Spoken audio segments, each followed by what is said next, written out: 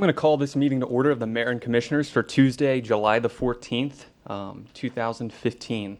Can I get the roll call, please? Commissioner Walker, Here. Commissioner Alderete, Here. Commissioner Warnick, Here. Commissioner Scully. Let the record reflect, Mayor, that Commissioner Scully is absent. Commissioner Scully has sent an email to the elected body letting them know that she has a bad case of poison ivy. So we wish her well in her recovery. So will you stand with me for the Pledge of Allegiance, please? I pledge allegiance to the flag of the United States of America and to the republic for which it stands, one nation, under God, indivisible, with liberty and justice for all. Will you bow your heads with me for a brief prayer, please? Heavenly Father, I come to you tonight on behalf of the town of Rising Sun. I hope you will continue to watch over this elected body and the people of our town. Continue to guide us, Lord. And even though we may have our differences here on the board, hopefully that we can come together and continue to serve the people of our town in a positive way. I pray this in Jesus' name. Amen. Thank you. Can I get the approval of minutes for the June 19th, 2015 town meeting? June 9th. June 9th. Thank you. I move we approve the minutes. Second. It's been moved and seconded. Any discussion? Hearing none. All in favor? Aye. Passes. Can I get a motion to, or town administrator, if you want to address, or the board, I guess, address the June 29th and June 30th special meetings? I move that we approve. I'll second. It's been moved and seconded. Any discussion? Only discussion is that myself and Commissioner Walker were not here. So Can't vote. we can't vote. So all in favor? Aye. It passes. Thank you. Before I let Ms. Wagner go, I just wanted to recognize my foreign exchange student who is here. I'm going to let him go down to my office and watch some TV instead of watch me sit here. So this is Peter. So welcome. He will be with me till the end of the month. So you are more than welcome. You are excused, sir. So Ms. Wagner, if you're ready, you're good.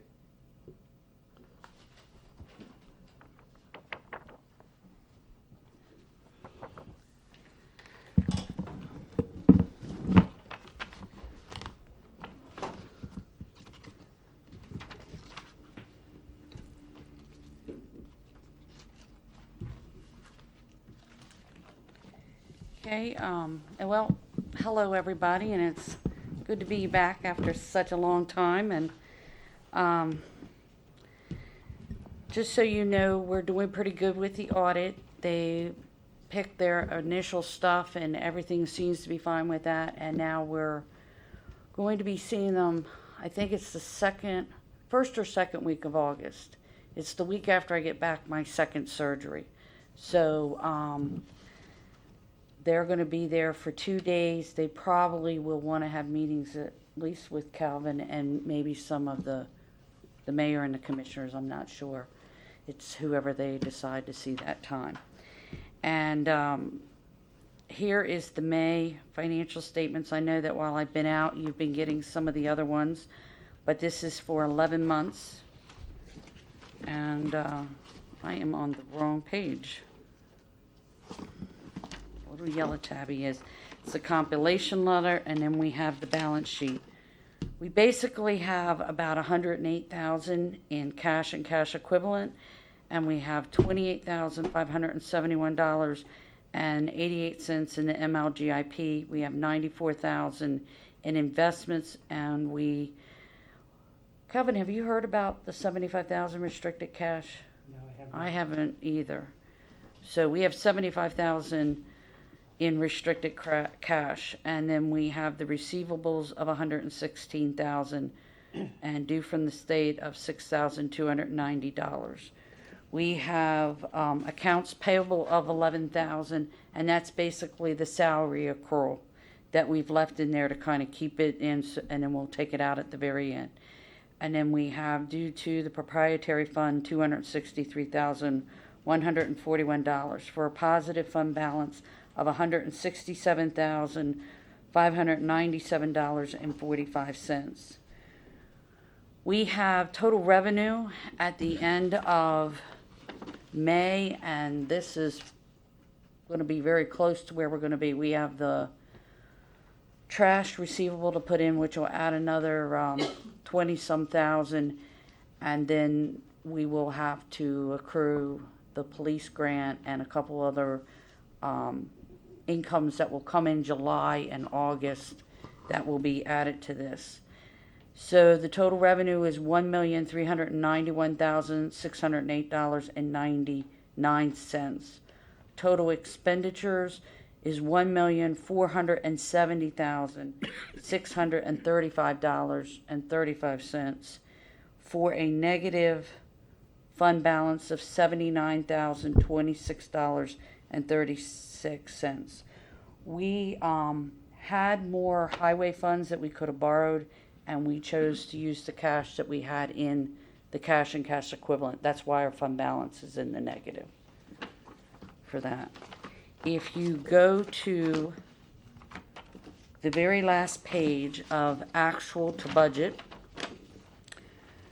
you will see that we have $65,421.34 variance of budget to actual, and the majority of that is in other grants and contributions. And like I said, there are going to be some accruals in that line item.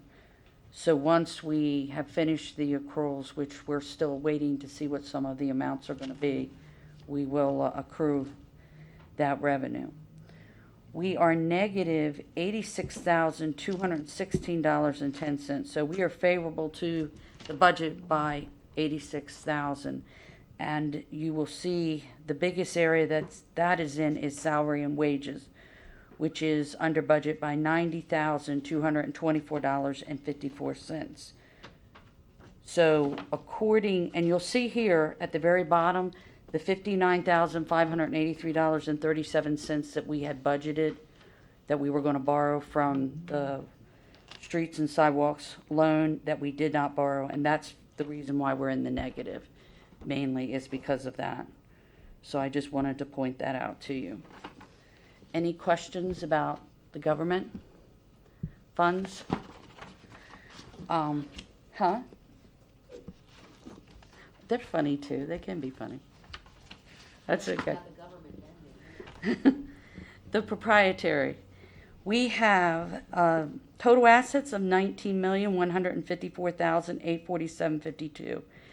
You can see that is made up of cash and cash equivalent of $491,233.13. And this has come down some because we have paid some of the sewer project. We have $903,637.52 in the MLGIP, and you will see that the sewer owes the water $318,496.75. The water owes the sewer. There is receivables of service charges of $147,000. We have $20 million in capital assets between the water and the sewer. We owe Bay Restoration $16,167.41, and we have liabilities of $10,296,894.65. And the major part of that liability is, of course, the sewer project and the last water tank that we purchased, and everything else is basically paid off but those two projects. We have investment in capital assets of $6,733,719.03, and then you will see that the balance sheet equals, with total liabilities and net assets of $19,154,847.52. Total revenue for the first 11 months in water and sewer combined is $1,133,798.31. We have only spent $868,616.10 for positive cash flow of $265,182.21. And just to remind everybody that right now we are still accruing the interest on the sewer plant. So that is not showing up here. So that is cash outflow going out that you do not see. Because until the project is completed, We won't expense it as an expense. It gets capitalized.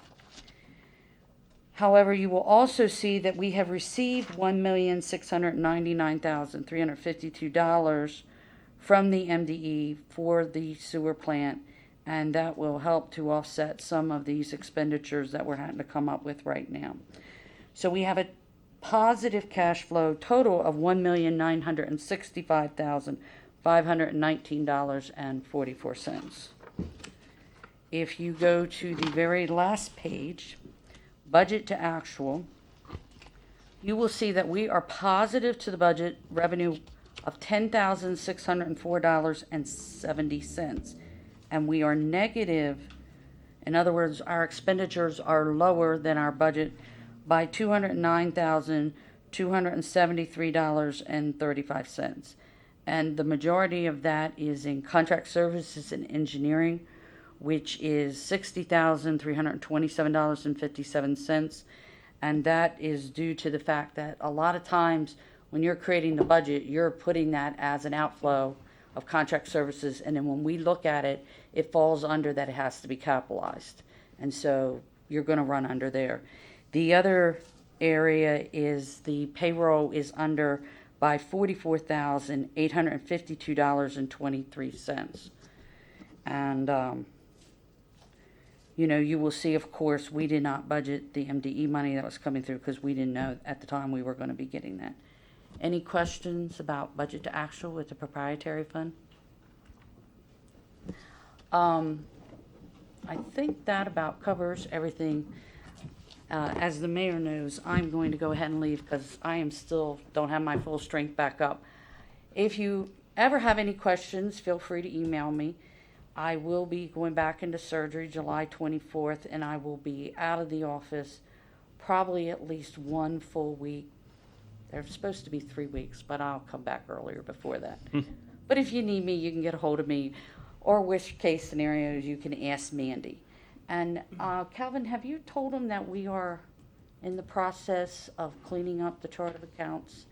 And we are going Well, to... we did when we had the budget meetings about changing some account names, but I have not told them about going to the new accounting system on your end. Yes, our current accounting software that we're using for the town, about 3 years ago, they came out with a newer, easier, more friendlier, makes us more efficient.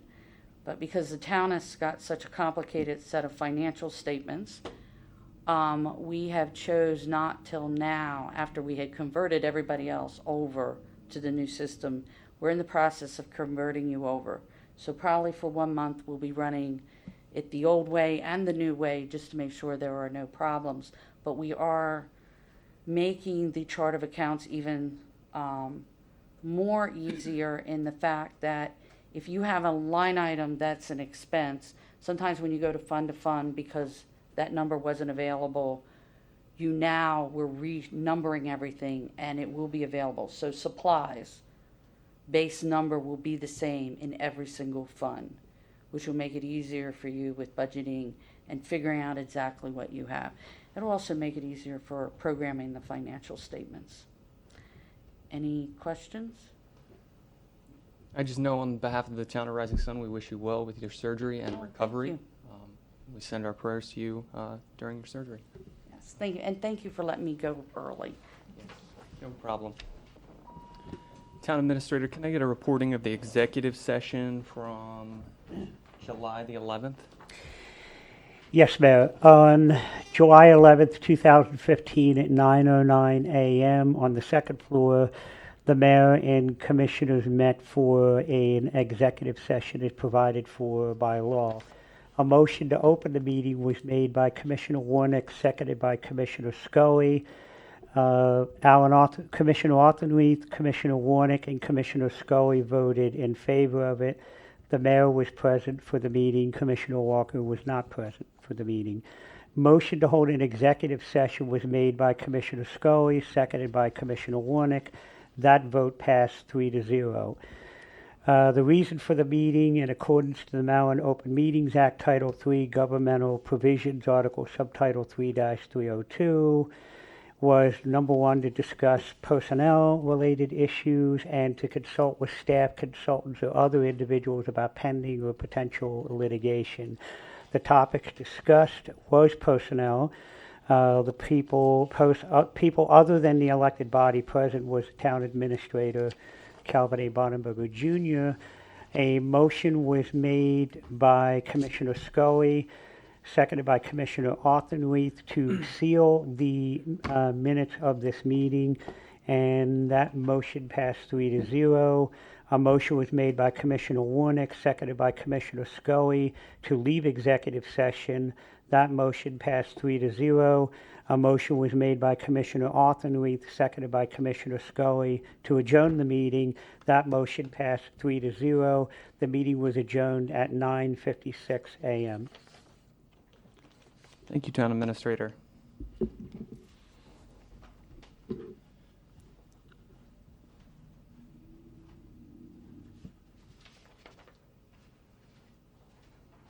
you.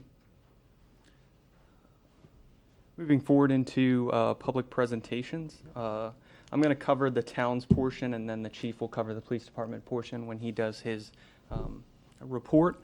Currently, the town of Rising Sun, we are going to be partnering with the National Center for Missing and Exploited Children. This is a campaign that I am supporting, and basically what it is called Stranger Danger Month.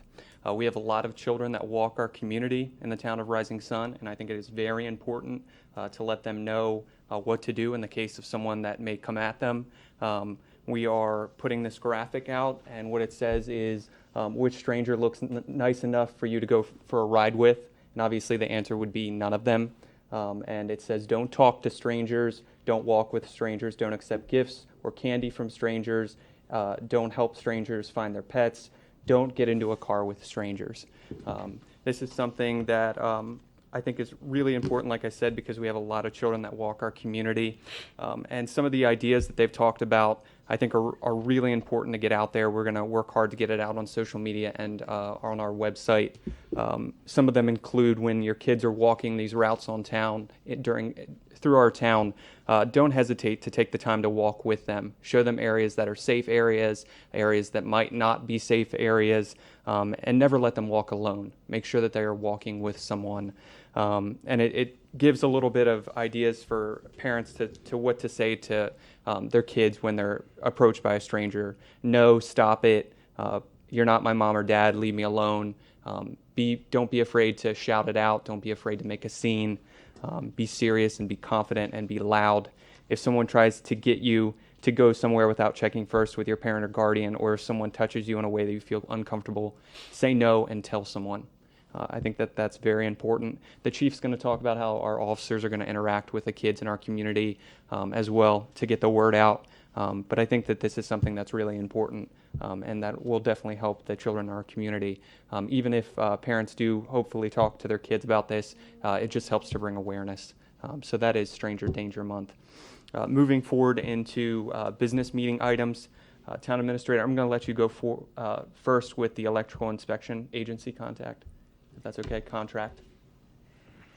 Okay, Commissioner Arthurnuth was going to take that lead on that. You're good. In your packet, you have an agreement that we need to vote on tonight. This agreement was, well, let me read off the top for the audience also. This agreement is made the 17th day of June, 2015, between the Town of Rising Sun, hereinafter referred to as the Town and Party of the First Part, and Walter W. Granger Jr. Incorporated, DBA Bay Area Inspection Agency, hereinafter referred to as the agency. In a nutshell, what this is, we're going to enter into a contract with an electrical inspection third party to do our electrical inspections for the town. That residents and business community will still need to come into town hall to get a permit to do electrical work, and because we've got a greater need coming in the future, we're going to need a third party, and Bay Area Inspection Agency has all the certifications and requirements that we need to protect the town, as well as any residents or businesses that get work done so that they can be inspected, And we'll also, through the town administrators, our code enforcement inspector, do oversight. So we're doing double diligence on this. Calvin, do I need to read the whole thing into the record tonight? No. Okay. Anything else you want to add to this, Calvin? The only thing I would add is that essentially from a processing standpoint, nothing is changing. In other words, the residents in the town of Rising Sun, along with the town of Elkton, Northeast Perryville, and the county itself, have always been required to get an electrical permit by state law. And what we are doing is incorporating the same policy that Cecil County has taken and the town of Elkton, which is the county nor Elkton right now do their own electrical inspections. They farm it out to an entity to do that.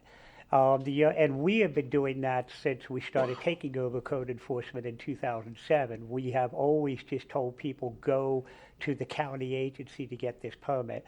About 2 years ago, the county essentially decided to start allowing 3 different agencies to compete for electrical inspections in Cecil County. And as a result, and they, to some degree, backed off their level of involvement even more. And so this left a vacuum to some degree where the town of Rising Sun and the town of Elkton specifically, who do building inspections, were left to find agencies to officially do this for the town of Rising Sun, as opposed to it being unofficial, as it has been in the past. And so this agreement will essentially just clarify that Bay Area Electricians Agency is the formal inspection agency for the town of Rising Sun, but more importantly, it is our responsibility to some degree to make sure that properties are properly inspected and permitted, and we don't have any records up until this agreement of who's exactly getting a permit for what.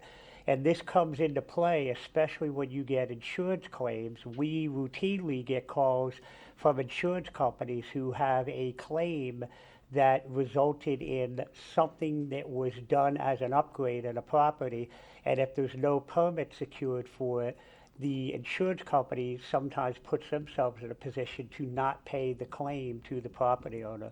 And so getting permits is very important for property owners from the standpoint of protecting their investment and making sure that their insurance policy that they think they're paying into is going to pay their damages. So this is actually streamlining the process and putting us in a better position to be able to know who's getting a permit, and sometimes those permits trigger into other things, like, and I've given this story before, somebody decides to get a permit to do something, and if you sort of nonchalantly don't stay on top of that, the next thing you know, you have a catering business running out of the home, or a business that you thought was doing one thing is now doing something else because, hey, they got a permit and you said it was okay, or the county said it was okay, and the next thing you know, we have a zoning issue as a result of it. So really the process isn't changing, other than we are just entering into an agreement with Bay Area to formally recognize that. This agreement is not going to cost the town of Rising Sun any money. The monies are going to be collected by Bay Area like they always have been done, but they are also going to collect an administrative processing charge on our behalf and send that money to us, which is the same thing in part that the county does already. The county collects an administrative charge and then sends them to an electrical inspection agency. We're just streamlining it so that people don't have to go to 2 agencies. They could just go to Bay Area Electric, where they've been going all along. They could get our permit, pay one-time fee, and it streamlines the whole process. So it's better for everyone all the way around, and that's it. Okay. So I'd like to make a motion that we approve entering into an agreement with Bay Area Inspection Agency to be doing our electrical inspections. Second. It's been moved and seconded. Any discussion? Hearing none, all in favor? Aye. Motion passes. Thank you. The next is Resolution 2015-06, If you've been following along with some of our town meetings, we are in the process of trying to get a sustainable community designation. And what that's going to do for the town of Rising Sun is open up a lot of funding doors, not only for us, but for potential businesses that may want to come to Rising Sun. The state of Maryland and DHCD has been moving forward in a way that you actually have to be a sustainable community to be able to get a lot of money. They're requiring most towns and communities to get this designation, I guess because the state of Maryland feels that this is the best route to go. And like I said, it's going to open up a lot of doors in the forms of grants and low interest loans, not only for us, but for potential business owners that are going to come here. So this is Resolution 2015-06, a resolution establishing the town of Rising Sun as a sustainable community.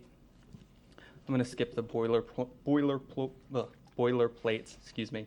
Whereas the town is proclaimed as a perpetual entity with the right to pass laws, and whereas resolution of the mayor and commissioners of the town of Rising Sun to designate the town of Rising Sun as a sustainable community pursuant to the attached sustainable community map and sustainable community plan, the plan, as further described in the sustainable community application, the application, for approval either directly by the Department of Housing and Community Development, the Department of the State of Maryland, or through the Smart Growth Subcabinet of the State of Maryland.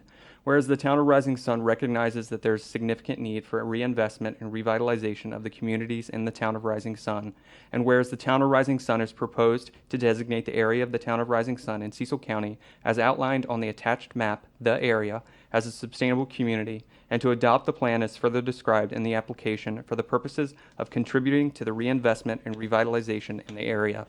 And whereas the area is located within a priority funding area under Section 5-7B-02 of the Smart Growth Act, and whereas the applicable law and the Community Legacy Program regulations require a local government to submit an application to the department in order to become a designated sustainable community and to adopt a satisfactory sustainable community plan in order to be eligible to receive financial assistance under the Community Legacy Program. Now therefore be it resolved that the town of Rising Sun hereby endorses the designation of the area as a sustainable community and adopts the sustainable community plan described in the application. Be it further resolved that the chief elected executive official is hereby requested to endorse this resolution, indicated his or her approval by signature hereof. And be it further resolved that the following person is hereby authorized to execute documents and take any action necessary to carry out the intent of these resolutions. Can I get a motion to approve Resolution 2015-06? I so move. Second. It's been moved and seconded. Any discussion? Hearing none, all in favor? Aye. Passes. Thank you. Mayor Marion, Yes. you'd probably kick me if I didn't remind you of this, so that you can send the right accolades out. If you recall, this was part of our original RFP, and we got estimates as high as $40,000 to put this plan together. The Department of Community Housing and Development and the Maryland Department of Planning graciously stepped forward, and this plan has basically been done at no charge to the town of Yes, Rising Sun. absolutely. And a big thank you to all the students who have contributed their time to be able to do this. I believe it was from the University of Maryland, correct? Yes. They contributed a lot of work hours to be able to do this. So a big thank you to them. Yeah. Moving forward, next on the agenda is citizens' input. Mr. Bill Smith. Hi, everybody. Good evening. See you, Bill. How's everybody doing today? I have some documents I'd like to hand you guys. No problem. Just pass those out, please.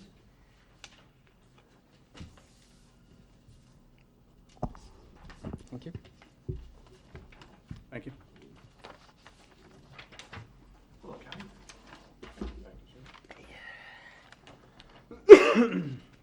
Well, I think you guys know me well enough for all these years. I wouldn't be here if it wasn't important. In front of you, some documents, and as the president of the Brian's Grace Homeowners Association, it is of utmost urgency that I'm here. In front of you, you have two documents with photos. The first one is in front of 204 Stone Run Drive. What you see here is a hole. It's 11 inches in diameter, or 11 inches long, 6 inches wide. Underneath is substantially larger, and it's about 4 foot deep. If you do the math through this, 14,000 gallons of water can go through per hour. With all the rain that we have, and you see that there's a photo 45 days ago and a photo of today. This is substantial. I am asking the town to treat this as an emergency, not only because of the bypass of the water, the erosion of the rock bed below the asphalt. However, it's a huge liability.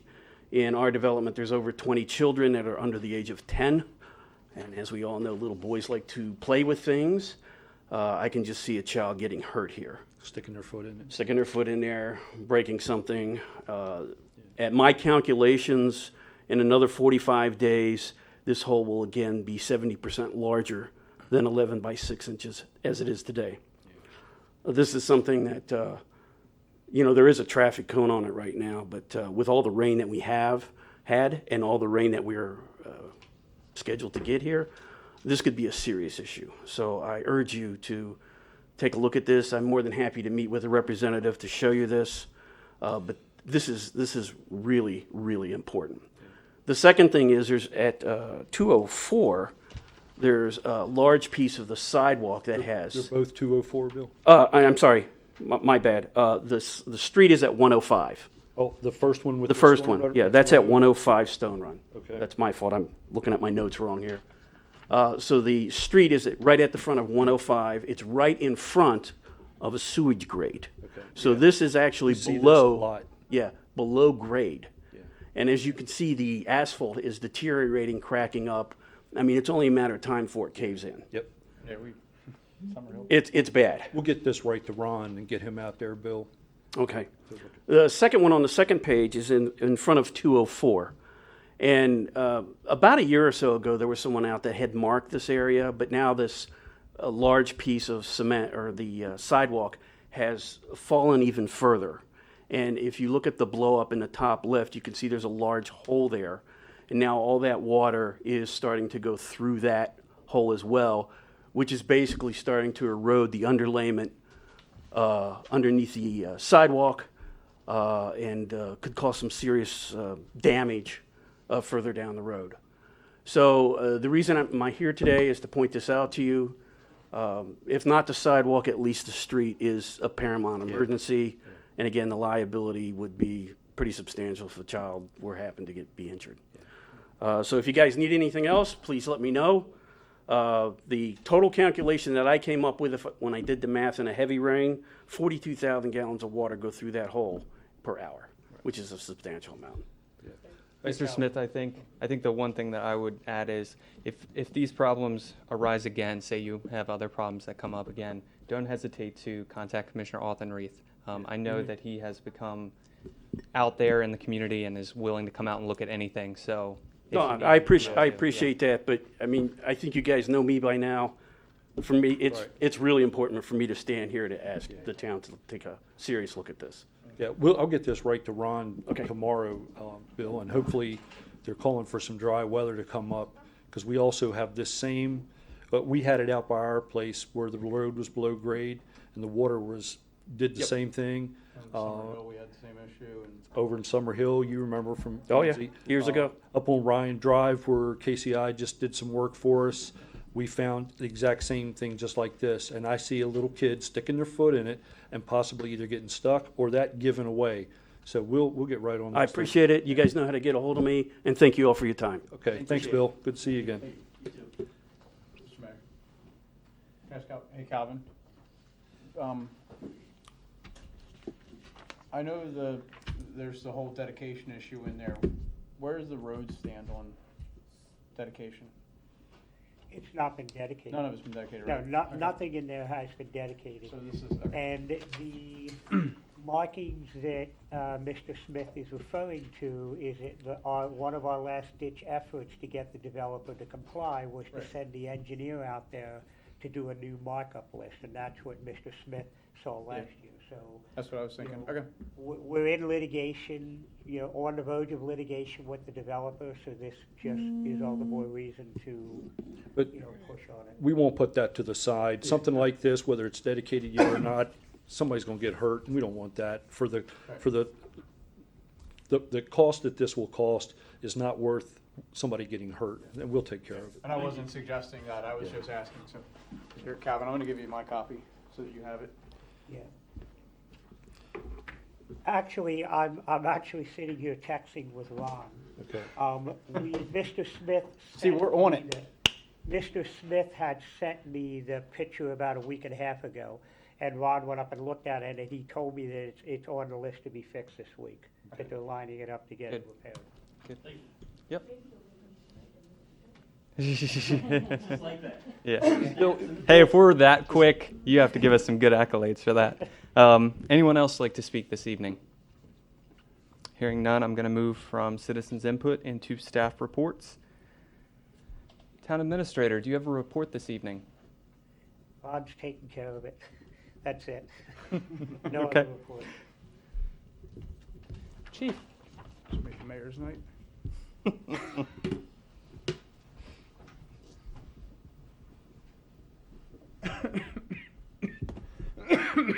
Good evening, Mr. Mayor and Commissioners. For the period of June 30th through July 14th, we've responded to 177 calls for service. That's down from our usual 300 plus, but this time we do have some notable events to talk about.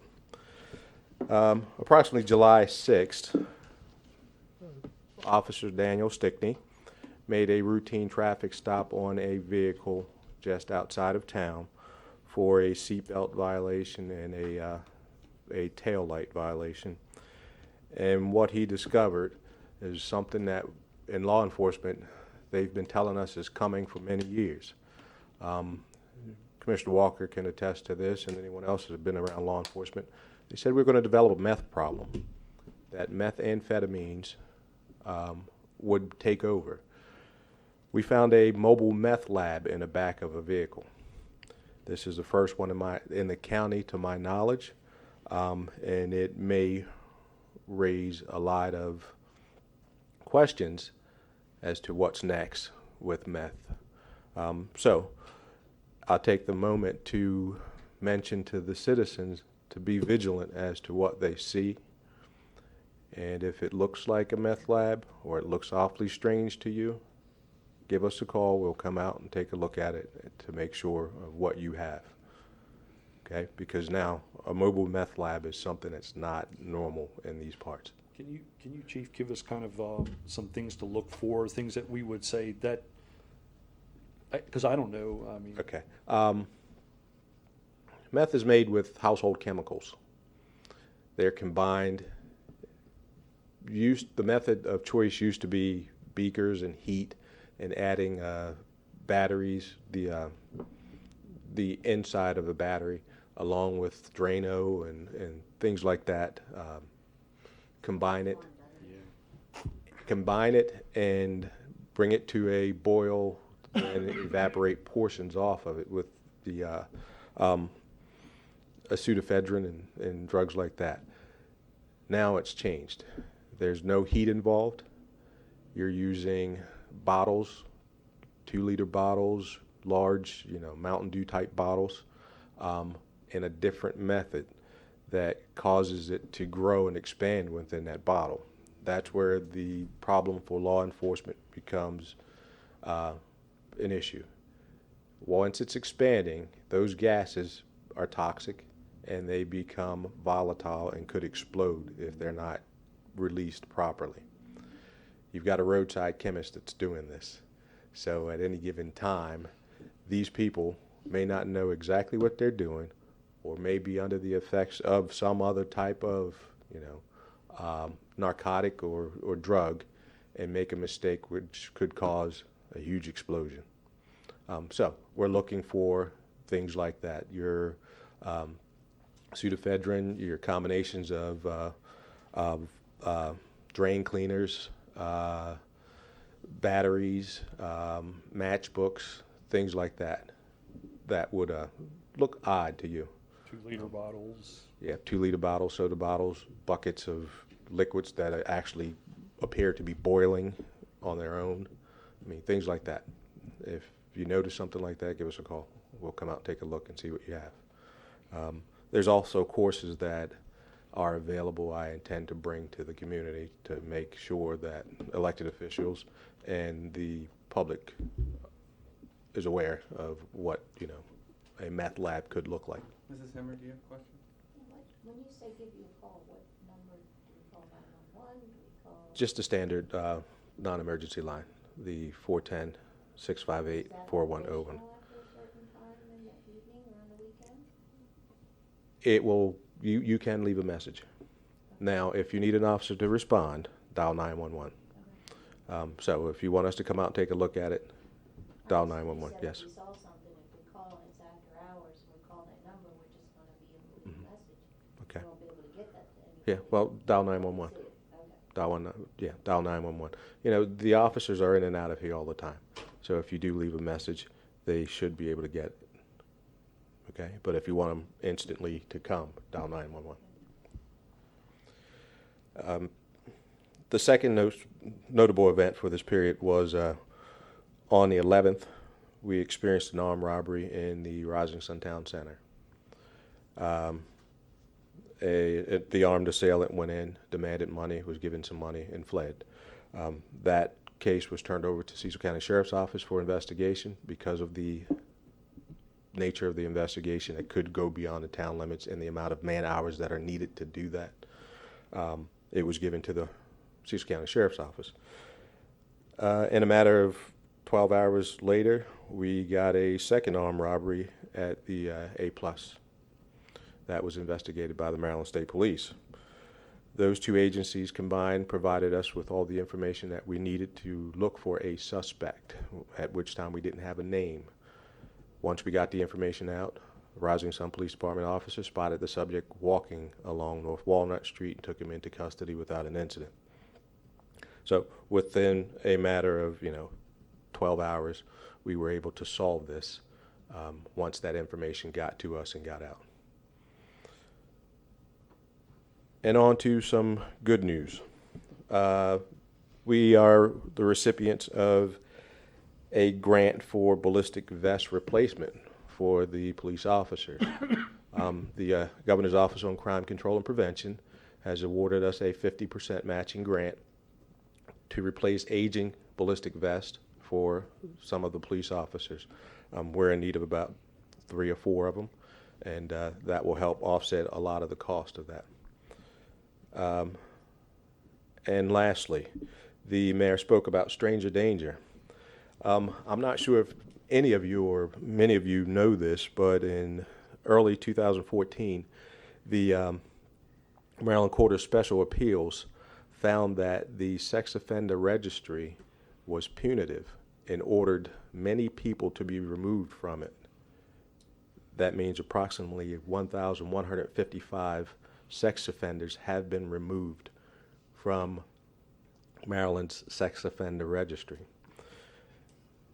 So these people are now back into society without any of us knowing who they are, and they're free to do whatever they choose to do. Therefore, we have teamed with the mayor to bring awareness to strangers for kids in the form of the Stranger Danger campaign. The officers from the police department will take any opportunity to explain to a parent or a child, anytime we encounter them, as to what to do when you meet strangers. There's good strangers and there's bad strangers. The good strangers are dressed like me at most points in times, or a fireman, and there's others. But we will take the opportunity to teach any child, anywhere, and any parent what to do and how to pay attention to your child. So we've teamed up with the mayor for that, and we hope that we can get a lot of information out and help, prevent some criminal acts being committed against kids from happening in our community. With that being said, that is my report, unless there's some questions. I have a question. Yes, ma'am. For the stranger danger, I think it would be a helpful thing to give adults who don't have children some guidance if they see something that they think is not appropriate, what to do. If I saw a child roaming around by itself in Martin's, what should I do? Should I, like, just to give some guidance to people for, if, not the parent, if somebody else sees something, and I don't have on a uniform, and Right. I'm not a firefighter, what kind of action should just a responsible adult take to try to protect a kid? Okay. In that situation, and I'm not going to get too far into particulars, but team up with an individual from the store. That way you can get the announcement and information out in the store to see if we can find a parent. In the event that, you have to move that child to a safer place that is public, where plenty of people are around, so that you are protected, then you can call law enforcement and we'll come in and go from there to see if we can find any more information. But there are several things and we'll provide you with that information. Yeah, I think that would be helpful to people just to have an idea. Because if I see something and I think, oh, that doesn't look right, but I'm afraid to do something because I don't want to be accused of trying to abduct a child or something, so. Absolutely. That's why you team up with someone else to do Okay. it. And you'll see a reoccurring theme that comes out of me. It's if you see something, say something. If it's from terrorism to child abductions to anything that looks unusual. If you see it, say it, so we can be on top of it and not wait until after something happens. Thank you, sir. And that's my report. Thank you, Chief. Moving into the mayor's report. My report is pretty brief. Myself and Commissioner Walker attended the MML conference in Ocean City. I found the classes to be very well received. I enjoyed taking some. I especially enjoyed taking one on sustainable designation, which we are in the middle of trying to get, and some of the incentives that they bring to business owners, as well as taking a community policing class. I enjoyed both of those very much. And I look forward to attending MML's conference in the fall with hopefully some of the other members of the elected body. Myself and Officer McKinney were lucky enough to give a tour to foreign exchange students from Spain, along with mine that was here, and there was 13 others that did a tour of Town Hall. I had some time to spend with them talking about the history of the town, our town government. I thoroughly enjoyed doing this with not only groups but also with new residents. I am more than welcome to sit down with them and show them a little bit about our town. And I thank Officer McKinney for showing them the police department. I know they were very well entertained over there. They enjoyed themselves very much. So I thank him. I also had an event, and Commissioner Warnick will go a little bit further into it. But I was contacted by Port Deposit because they had heard about our Movie in the Park program, and they wanted us to come down and do a movie showing in Port Deposit. So myself and Commissioner Warnick went down there, and the benefit itself, those are the kids, by the way. Those are the kids that we did a tour with today. We went down to Port Deposit and were able to do a movie showing for free in Marina Park. And I look forward, I spoke to Mayor Tome while I was there, I look forward to partnering with other communities within Cecil County. I think us working together is a positive thing, and if there's anything that I can do, not only for Port Deposit, but for Northeast or Elkton or Chesapeake City or Charlestown or Cecilton, I'm more than willing to help them and partner with them. So Commissioner Warnick will go into some of the specifics with that. And that concludes my report. Moving forward, Historical Preservation Commission, do you have anything? No? Okay. Any old business? I have some old business. Okay. It's about the budget. Okay. Any of you who read the Herald know that I'm upset with the budget, Okay. okay? Just two things I want to talk about. The first is the adding of a detective sergeant's position to the police department. You may not be aware, but we do not have enough officers to provide 24-hour-a-day coverage. And we never, and when I was working, we never had 24-hour-a-day coverage. It is my position that a detective sergeant will do nothing to increase our coverage. I think we should, that money would be better used to maybe hire a sergeant who would be out on patrol answering calls like the rest of the officers do, and not be a detective. All the officers are detectives, and they do a pretty good job at it when they're asked. A town like Northeast has 10 police officers.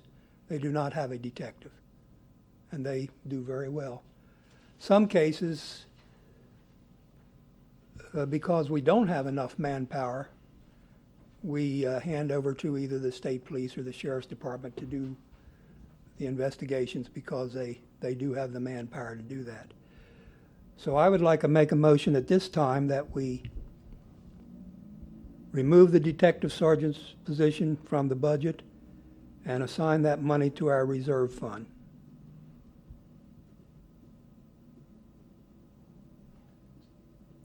I'm not, I mean, I don't think we committed to that. That was a thought process. Right now, we've still left that position vacant with the thoughts of possibly doing that, George. The money is still there for that an officer. Dave, lean your head back a second. Or, and we're also waiting for the outcome of the other officer's situation. And we need to talk with Chief Peterson more in depth before we do that. So we didn't commit to hiring that position. It was a thought that we threw around, and we've thrown that around for a while, but we haven't committed to it, and we would all have to discuss it more along with the chief before we did do that. I would, Calvin, do we need a second to have discussion? You should. Or, I honestly can't tell you the technicality on that, I'm not sure. I think since you, Commissioner Commissioner Walker and the mayor wasn't here, just, I'll second for the purpose of discussion. okay. There we go. Continue, sorry. Yeah, but Okay. that's, yeah, Well, let we me- didn't, I don't think we haven't committed to, made a vote and committed to doing that position yet. well, That's why all I knew about it is what was written in the paper. Yeah, Well, And I- the paper I would- gave me the impression that that was going to be done. If it's not going to be done, I don't have a problem with it. Right. If we do hire somebody, I would personally prefer it to be, if we need a sergeant, then we hire a sergeant. Yeah. Someone who will patrol and answer calls and work the street, not someone assigned just as a detective. well, also, like I said, we shouldn't be making commitments to another police position until we have more of the chief's input on that. Okay, well- It's just my comments on that at this time. Okay. We still have that position of money is still there. I mean, we've discussed this in executive session. I was actually checking to make sure I was okay to talk about that, but we discussed this as part of the personnel in executive session a couple of To times. hire a and I- sergeant. I mean, I think the sergeant, detective sergeant, I mean, I know there's been some, I know Calvin's been saying detective sergeant, and I know in a discussion with the chief, actually, I think the chief agrees with you in a sense of it shouldn't be a detective sergeant. I mean, if I'm, It's a technicality. The role of whatever you name it is going to be whatever we assign it to be. Yes, a detective sergeant's primary position in most agencies is to head up the detective bureau. Right. We don't have that. so, and I think you had the same concerns, actually similar concerns to what Commissioner Walker's saying here in a sense. So, I mean, I think we budgeted for that, which was like a roadmap, and I understand, but Okay, it just doesn't to, mean that we haven't hired anybody, doesn't mean we Just to have to hire a detective sergeant, we could clarify- just hire a sergeant. yeah, just to clarify my position, I'm opposed to hiring a detective, whether he's a sergeant or whatever. Yeah, and I'm actually, I mean, based on some discussions with the chief, I kind of tend to, That being the case, I will withdraw my motion if that's okay. Yeah, I have one other thing about the budget, and that involves raises. As you all know, I sent you an email before I went to the Municipal League Convention with my thoughts on what the employee raises should be. I gave you two things. A $25 a week raise would be about $1,300 a year. A $30 a week raise would be $1,600 a year. A 3% raise, which the paper says was given in the budget, for most of our employees is less than $1,500. For our town administrator, it is somewhere between, probably closer to $4,000, but somewhere between $4,000 and $5,000. With ours, I don't think the citizens elected us to give the town administrator that size of a raise. And as such, the town administrator, correct me if I'm wrong, Calvin, but you had actually chosen not to take the raise for yourself. That was a response I gave to to the newspaper, because as I had said to the board the other day, what you approve in the budget is a roadmap. I still have to send a memo to you folks asking the same with the sergeant's position. That's still going to be a decision that's made at some other time. So the budget accounts for it, and I have not sent a memo to the elected body yet talking about are we going forward with what's put in the budget. That was my response to. Are you telling me that so far even the employees haven't gotten a raise? No. Okay. And can I say something to be clear? We did not give anyone a raise. What we gave was a cost of living increase to offset some of the high cost that the employees are going to be hit with the new insurance. The problem, in my opinion, with a percentage raise, It's not a raise, cost of living increase. percentage cost of living increase is that it's not equal for all the employees because they all make different amounts. Well, it helps when you're doing the budget, because we had also talked last year about raises would be performance evaluations. So there was the extra 2% added in there that an employee could go up to another 2% with a total of a 5% raise, if you want to call it a raise. 3% cost of living to help offset the amount of money it's going to cost them with their health benefits now. And then during the evaluations, performance evaluations, that's when we have another 2% to work with, depending on the employee's performance evaluation. My concern with with performance-based raises like that, an incentive for doing good work, I guess you could call it, is that I'm fearful that we give that to one employee, the other employee is going to say, I do as much as he does, why didn't I get a raise? And then we're going to have dissension among our employees.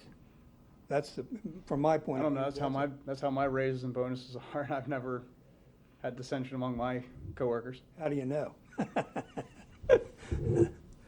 I've never. Well, you work for a altered very my- large organization. Our employees work for a small town. I'm just, for that's just a organizations, so concern. It may not happen, but that's a concern of mine. And I wanted to voice it, okay? I mean, Any more old business? No? Any more new business? Okay, we'll move forward in commissioner comments. Commissioner Authrenreith. Okay. One of the things I'll mention about Brian's Grace, we recently, it was back in the spring, we met with Cecil Bank again and our town attorney about the punch list, that the markings you see over in there and all, and our estimate of how much the developer's price tag was still going to be on his escrow money.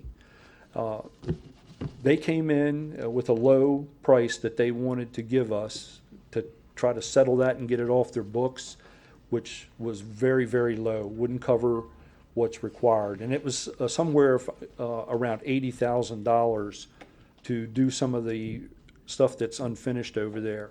And I've been on the town attorney to get back a hold of the Brian's Grace representatives that came in here, as well as we have to go to the county. There's one more document that we've got to find that was in that developer's folder with his agreement with Cecil Bank. And I'm not letting up on that. I've actually ruffled a feather that it's not used to being ruffled with our town attorney to get back on that. Because you guys, just like other developments here, have waited too long for a developer that's made his money, and then instead of standing behind his name, has disappeared into the shadows and not come forward to help. And so during my time in this office, I'm gonna stay after that to get that done.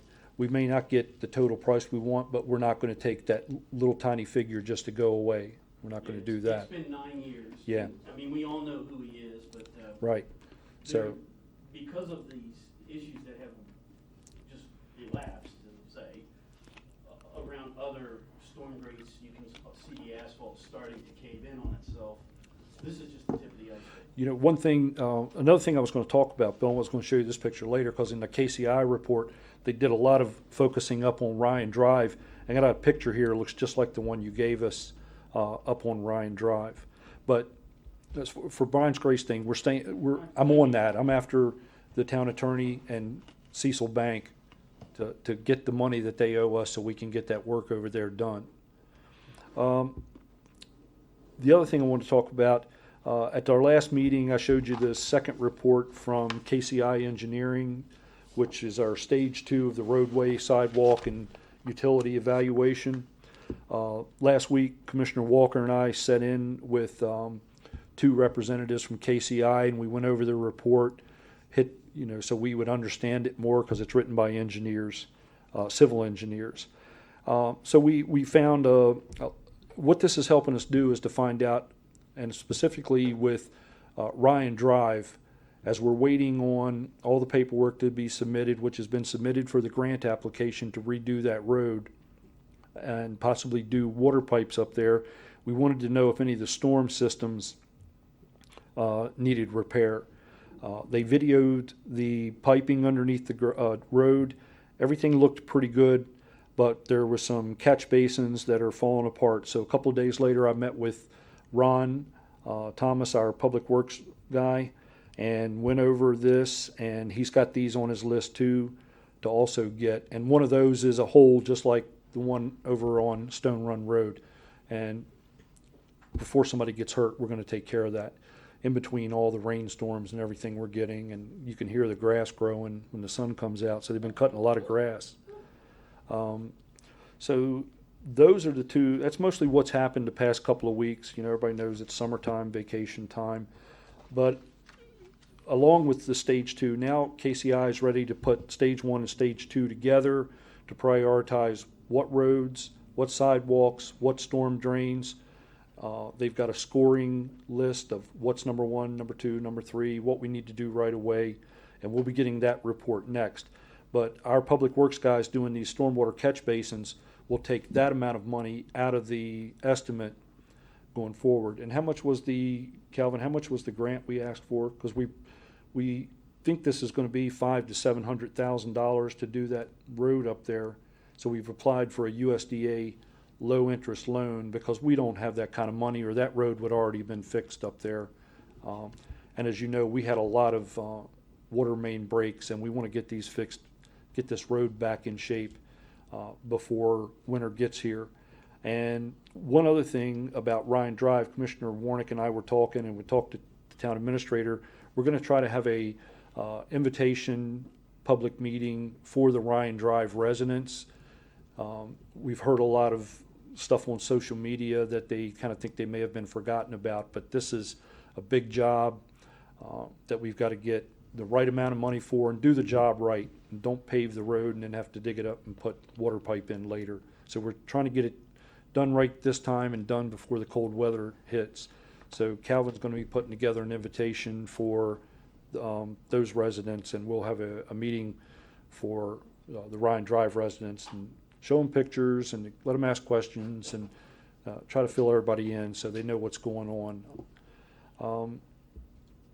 Other than that, we got a P&Z meeting next Monday, July 20th, and I think we've settled on 6:30. Okay. I think that's all I have, Mr. Mayor. Thank you, Commissioner Auchenreith. Commissioner Walker. One thing I may add to his report is the engineers said basically our streets and sidewalks are in pretty good shape, basically. There are areas where we have problems, But all in all, he said our town was better than a lot of municipalities that they visit. So we got problems, but it could be a lot worse. And this also allows us to know ahead of time. We have one pipe that could really use flushing out down behind Jane's Church, that was 30% full. So Ron's gonna go down and look at that. So this is being very good about helping us be proactive and not just run around stamping out fires. And of course, as I've voiced several times in these meetings, I'm worried about how much money we're spending on our sewer plant and we're gonna be spending on our water line, so that things like these things that may crop up, we're gonna have to find ways to fund. So we have to be real careful on how we do all that. As far as the wastewater treatment plant goes, they're starting to start it up. They're moving raw sewage into it now.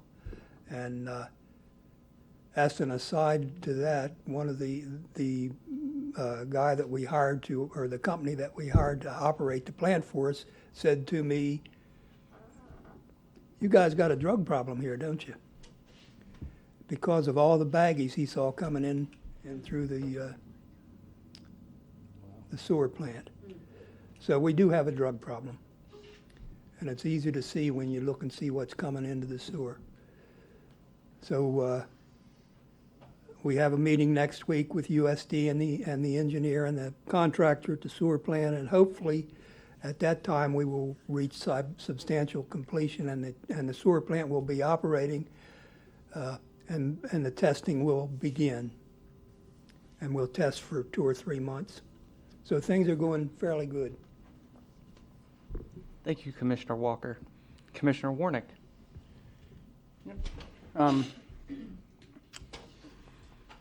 On the Parks and Rec side, at the last meeting, we announced that we had received a grant from, I'm not even going to go into the full name of the grant because it's 16 words or something, but Chesapeake and Atlantic, yeah, something. don't make me do it, for $633,170. Since then, we've had another agency step forward and offer up that they may have some additional grant money available that we could supplement that, and possibly there's some other projects associated with this project that we may be able to also complete that would tie into it. And so there's a lot of good coming out of this project, and we really haven't even gotten substantially started on it yet. So we should be starting to move forward, and Calvin, I got to get with you at some point on sitting down on that DNR paperwork, but we hopefully should start to move forward on some of the work, the engineering, very preliminary work towards the end of this month.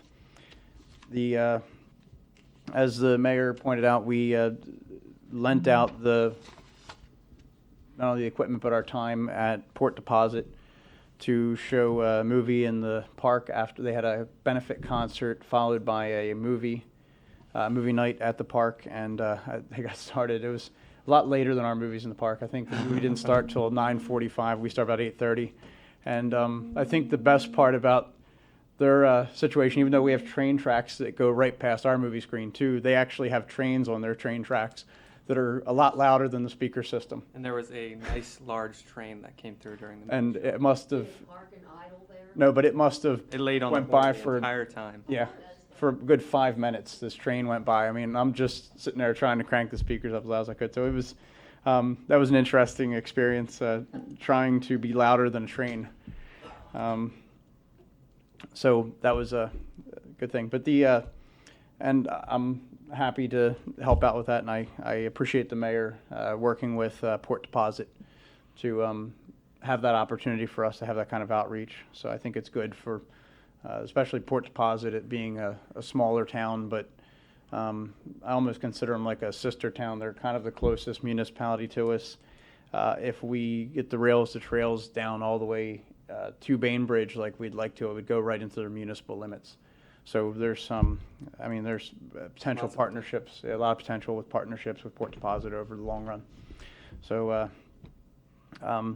we have our next movies in the park. I'm normally bad about remembering to mention this, but our next movies in the park is this Saturday And the movie at the Mayor's Choice. Is Hook. So Yes, we I'm will very be, excited. we'll be showing Hook at 8:30 Saturday night on the 18th. And Come out. yeah. Yep. And then I think we've finalized not only the rest of our schedule, but our makeup date for Into the Woods and all that. So we should be having an announcement coming out in the next. Yes, I would say probably by next Monday we'll release our new schedule. Yeah. So, and with that, I think that's all I have for tonight. The one thing I was really excited about when I talked to the mayor of Port Deposit is after we did our movie showing, they want to purchase movie equipment themselves to do movie in the park showings.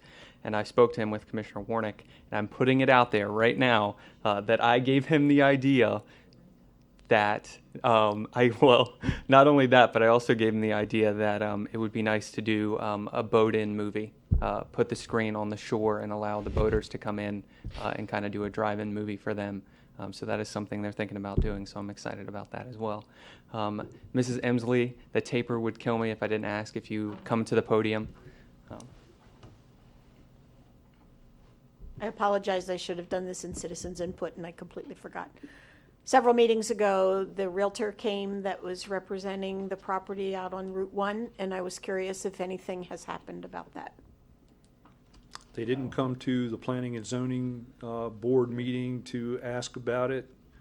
We're not changing that zoning or adding a text amendment as he asked to do that. I think we're all on the same page. Staying the way there's- that it is now. Yes, it's Yeah, gonna stay that way. I don't see us changing that at all. Yeah. We've got Good. It's too much of a can of worms. Yes. Okay, thank you. Yes, thank you, Ms. Emsley. Is there anything else to come before the board this evening? Hearing nothing, can I get a motion to adjourn? Move we adjourn. Second. It's been moved and seconded. All in favor? Aye. Aye. Meeting adjourned.